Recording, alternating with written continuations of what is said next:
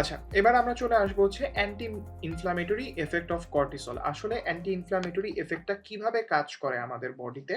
তো এই জিনিসটা আসলে জানার জন্য আমাদের কিছু বিষয় আসলে বুঝা দরকার যে ইনফ্ল্যামেশন জিনিসটা কি? যদিও এগুলা প্যাথোলজির টপিক, তারপরে আমি তোমাদেরকে একটু টাচ দিয়ে যাই যাতে তোমরা ভাইভাতে বা রিটেন এ কোয়েশ্চেনটা আসলে যাতে হচ্ছে আনসার করতে পারো। যেহেতু এটা একটা রিটেন এ কোয়েশ্চেনের মধ্যে পড়ে।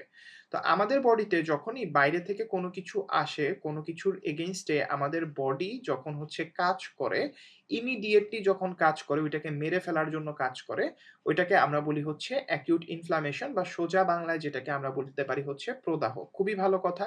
এখন এই যে প্রদাহটা আছে, এই প্রদাহটা অনেক সময় আমাদের বডিতে আসলে খুব মানে একটা বাজে ইফেক্ট দেখাইতে পারে। যেমন আমাদের যাদের অ্যাজমা আছে, এই যে আমার মতো যাদের হচ্ছে তোমাদের হচ্ছে ইনহেলার ইউজ করতে হয়। আমি মানে যারা হচ্ছে অ্যাজমা আছে তারা জানবে যে আমাদের বডিতে আসলে অ্যালার্জিক রিঅ্যাকশনটা অনেক বেশি হয়। এটা কিন্তু এক ধরনের ইনফ্ল্যামেটরি রিঅ্যাকশন। কি হয়? আমি ধরো কোন একটা জায়গায় গেলাম, একটা ধরো রমনা পার্কে বুক ভরে শ্বাস নিতেছি বসন্তকালে, সবার খুব ভালো লাগার কথা। আমার আসবে প্রচন্ড পরিমাণ হাঁচি, আমার দেখা যাবে যে হচ্ছে একদম শ্বাসকষ্ট হচ্ছে। এটার পিছনে কারণ হইছে excessive inflammatory effect of our body. আমাদের বডিতে আইজি অনেক বেশি থাকে। তো এরকম আরো অনেক কিছু আছে যে জিনিসগুলা আসলে হচ্ছে তোমাদের প্যাথোলজিতে খুব ভালো করে পড়াবে। এখানে আসলে জাস্ট মানে অ্যাটাচ করার জন্য জাস্ট বলা যে কর্টিসল যেটা করে, কর্টিসল আমাদের বডির এই আনওয়ান্টেড ইনফ্ল্যামেটরি যে ইফেক্ট গুলা আছে, এই ইফেক্ট গুলাকে বিভিন্নভাবে থামায় রাখে। কিভাবে থামায় রাখতে পারে? ১ নাম্বার পয়েন্টে দেখো লেখা আছে যে ইট স্ট্যাবিলাইজেস দ্য লাইসোজোমাল মেমব্রেন। কিভাবে হয়? জাস্ট মাথায় রাখবা এই লাইনটা। ইট স্ট্যাবিলাইজেস দ্য লাইসোজোমাল মেমব্রেন। লাইসোজোমাল মেমব্রেনটাকে যদি স্ট্যাবিলাইজ করা যায়, তাহলে ভিতর থেকে লাইসোজেমিক এনজাইম আসবে না, এনজাইম বের হইতে পারবে না। ওইটা ফেটে গিয়ে আল্টিমেটলি অ্যান্টি ইনফ্ল্যামেটরি ইফেক্ট আমরা এখানে দেখতে পাচ্ছি। ওকে। এরপরে হইলো decrease the permeability of the capillaries. একটু খেয়াল করে দেখো। এই ১ম ২ টা পয়েন্ট যদি তুমি বুঝতে পারো, তুমি মোটামুটি এই টপিকটা বুঝতে পারবা।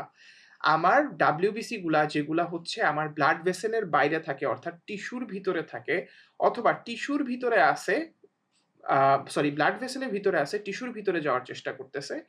তো এটা পসিবল হয় কখন? যখন আমার যে ব্লাড ভেসেল গুলা আছে, এই ব্লাড ভেসেল গুলা দিয়ে ইজিলি যদি WBC পাস করতে পারে বা আসা যাওয়া করতে পারে। এখন আমি যদি কোনো কারণে এই কর্টিসল দিয়ে WBC র যে পারমিয়াবিলিটি টা আছে, এই পারমিয়াবিলিটি টাকে একদম কমায় দেই, লো তে নিয়ে আসি, তাইলে WBC কিন্তু চাইলেও ভিতরে যাইতে পারবে না, আবার ভিতর থেকে চাইলে হচ্ছে বের হয়ে টিস্যুতে আসতে পারবে না। অর্থাৎ WBC র যে পুরা হোল বডিতে মুভমেন্টটা আছে, এই মুভমেন্টটা কিন্তু অনেক বেশি পরিমাণে রেস্ট্রিক্টেড হয়ে গেল এবং এইটার কারণে কি হয়?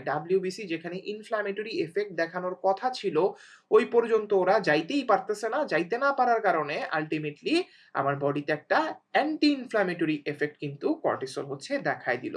Plus cortisol as a whole আমাদের বডির যে ইমিউন সিস্টেম আছে, এই ইমিউন সিস্টেমটাকে কিন্তু সাপ্রেস করে রাখে।